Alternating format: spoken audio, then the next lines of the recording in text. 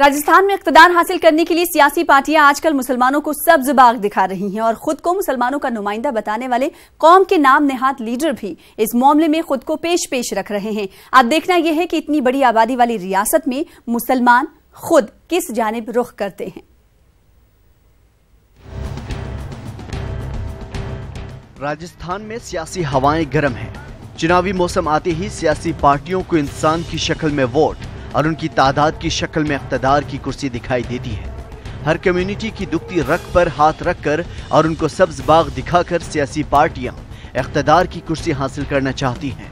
बिल्कुल ऐसी ही हालत राजस्थान में 7 दिसंबर को होने वाले असेंबली इंतखाबात की है, जहां कांग्रेस और बीजेपी अपने अपने हरबे और हथकंडे इस्तेमाल कर रही है ताकि मुसलमानों का वोट हासिल किया जा सके।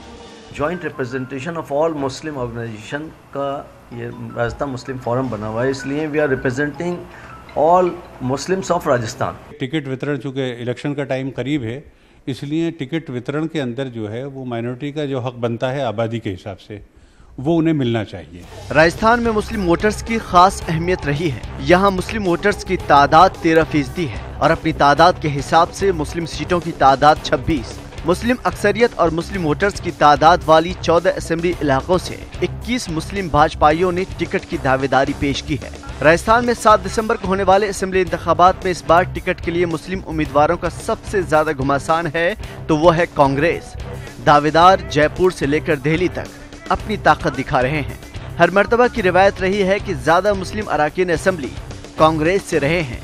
इस मर्तबा राजस्थान में असेंबली में मॉब लिंचिंग, मुसलमानों की सिक्योरिटी, मदरसा तालीम वगैरह जैसे मसलों पर बोलने वाला कोई नहीं था और यही वजह है कि सभी सियासी पार्टियां इन खास 14 असेंबली सीटों पर मुस्लिम उम्मीदवारों को आगे लाना चाहती हैं ताकि मुस्लिम कौम के मफाद के नाम पर उनकी सियासत का तवा गर्म रहे।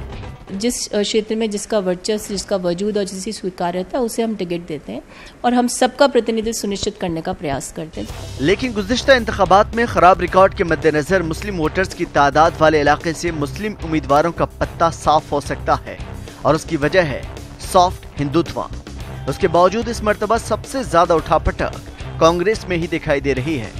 एक तरफ कांग्रेस बीजेपी मुसलमानों को सब्ज बाग दिखाकर अपने पसंद के नुमाइंदे तय कर रही है तो दूसरी तरफ मुस्लिम वोटों के लिए एसडीपीआई भी मैदान में है और यही वजह है कि एसडीपीआई ने पहले ही अपने नुमाइंदों का ऐलान कर दिया है। इन सीटों पर आम आदमी पार्टी, बहुजन समाज पार्टी और समाजवादी पार्टी के अलावा लोकतांत्रिक मोर्चा भी मुस्लिम उम्मीदवारों को नुमाइंदगी दे रही है। लेकिन इंतखाबात के बाद कितने मुस्लिम नुमाइंदे असेंबली तक पहुंच पाते हैं और उनमें कितने लोग मुसलमानों के मसाइल और उनके हुकूक के लिए बात करते हैं, ये आने वाले वक्त में पता चलेगा।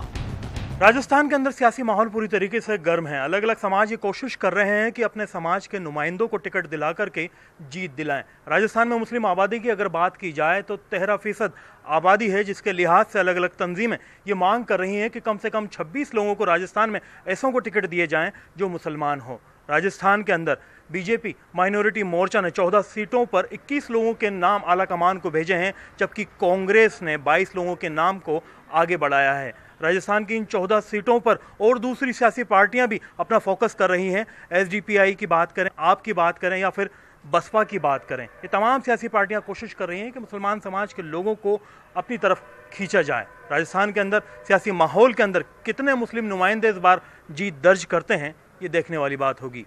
कैमरा पर्सन दिलीप चेची के साथ में अरबाज अहमद, न्यूज़ 18 जयपुर।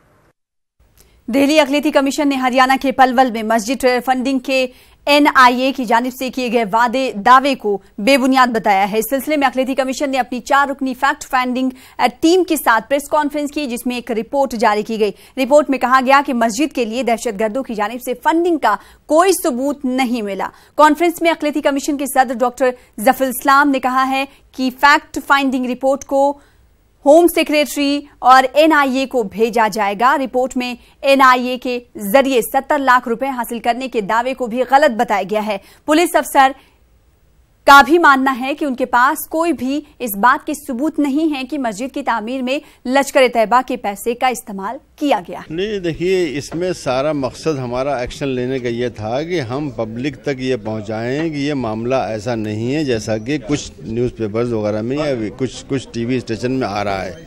वो हमने दिखा दिया اور آپ کے ذریعے بھی وہ جائے گا اور ہم ویب سائٹ بھی ڈالیں گے, ہم نیوز ریلیز بھی پیدا کریں گے اور ان اداروں کو, NIA کو اور ہوم منسٹری کو ہم اس کی کاپی بھی بھیجیں گے کہ آپ دیکھیے کہ کس طرح سے ایک بے بنیاد بات کو استعمال کر کے ایک پوری جو غلط فہمی پھیلائی جا رہی ہے وہ نہیں ہو. تو اس طرح نوٹس لینے کا مطلب یہ تھا کہ آگے جا کر کے NIA وغیرہ یہ اس طرح کی جو دوسری ATS ہے, پولیس ہے, اسپیشل سیل ہے, یہ لوگ جو ہے ایسا کام نہ کریں. ان کو معلوم ہوگا کہ کچھ لوگ ہیں جو کہ دیکھ رہے ہیں اور ان کی کوئی بات ایسے نہیں چلنے والی ہے.